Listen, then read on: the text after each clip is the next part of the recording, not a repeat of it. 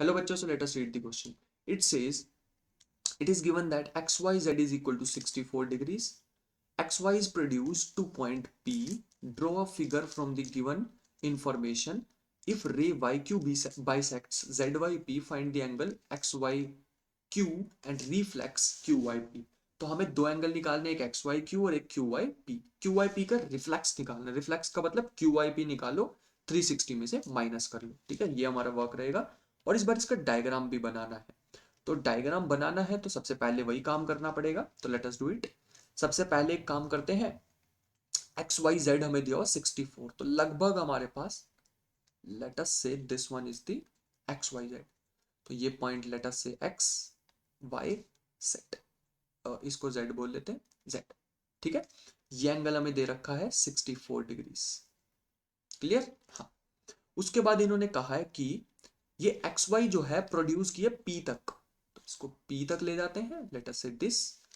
और draw the given figure. If Y Q, Y से लेके क्यू तक एक लाइन होगी जो जेड वाई पी को, ये जो जेड वाई पी है इसे बाइसेक्ट करे. ये अगर हमारे पास लाइन है तो ये वाला एंगल जिसको मैं डबल मार्क कर रहा हूं और ये वाला एंगल जिसको मैं डबल मार्क कर रहा हूं, ये दोनों सेम होंगे, इन्होंने कहा हुआ है. So this is Q point. ठीक है, इस पे एरो बना लेते हैं सब पे. तो this one and this one. I hope कि डायग्राम सबको क्लियर हो. आगे चलते हैं. तो फ्रॉम फिगर हम ये कुछ बातें नोटिस कर सकते हैं. मेनली यहाँ पे जो चीजें यूज करने वाला हूं मैं, लीनियर पेयर यूज करने वाला हूं. ठीक है, तो solution from figure we can say that X Y Z is equal to 64 degrees. दिख ही रहा होगा हमें, है ना. सो हम यहां से देख सकते हैं कि now angle Z Y P plus angle X Y Z, ये हमारे पास आएगा 180 डिग्रीज. देखो यहां से हम देख सकते हैं जेड वाई पी और ये जो हमारे पास एक्स वाई जेड है, ये दोनों मिला के एक स्ट्रेट लाइन पे हैं. और स्ट्रेट लाइन का एंगल कितना होता है? 180 डिग्री. और इसका रीजन हम लिखेंगे linear pair axiom. Linear pair axiom. तो ये इसका रीजन भी आ गया. ठीक है, आगे चलते हैं. ऑल्सो यहाँ पे एक्स वाई जेड की वैल्यू डालेंगे तो जेड वाई पी आ जाएगा. तो 64 इज इक्वल टू 180 डिग्री. तो यहां से जेड वाई पी आ जाएगा 180 minus 64 which is 180 degrees minus 64 degrees, जो कि हमारे पास होगा 116 डिग्रीज. ठीक है, तो ये हमारे पास क्या आ गया है? Z Y P. Z Y P आ गया है. अब दूसरी चीज हम क्या करने वाले हैं, यहां पर ये दे रखा है कि ये इसको बाइसेक्ट कर रहा है. बाइसेक्ट का मतलब अगर ये एंगल x है तो ये एंगल भी कितना होगा? x होगा. ठीक है, बाइसेक्ट का मीनिंग होता है दो इक्वल पार्ट्स में ब्रेक करना. तो हम यहां से कह सकते हैं कि हम कह सकते हैं also given that ray Y Q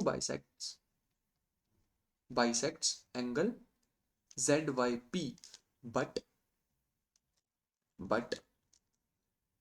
हमें यहाँ पर जेड वाई पी तो हमें दे रखा है, सॉरी हमने फाइंड आउट किया है 116 डिग्रीज. देयरफॉर हम कह सकते हैं कि जेड वाई पी, और यहां से हमारे पास जेड वाई पी आ गया है, तो हम कह सकते हैं Q Y P equal to Z Y Q.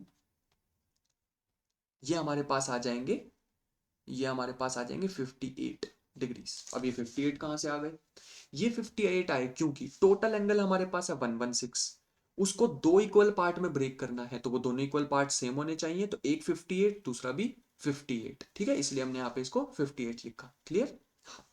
तो हमें जो पार्ट निकालना था एक्स वाई क्यू, देखो एक्स वाई क्यू वो हम निकाल सकते हैं. ठीक है, तो ये एक्स वाई क्यू हमारे पास क्या आ जाएगा?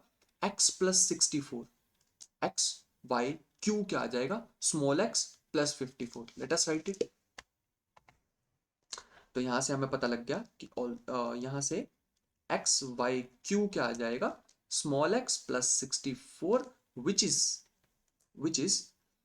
64 degrees plus 58 degrees which comes out to be 122 degrees. तो ये हो गया.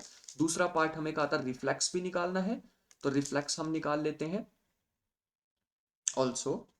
Also reflex of Q Y P ये हमारे पास आ जाएगा। मैंने बताया था स्टार्टिंग में 360 में से माइनस करना होता है, तो 360 में से क्यू वाई पी माइनस कर दो।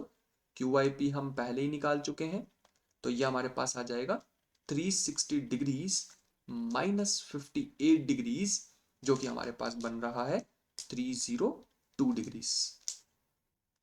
30, इसको y लिख लेते हैं,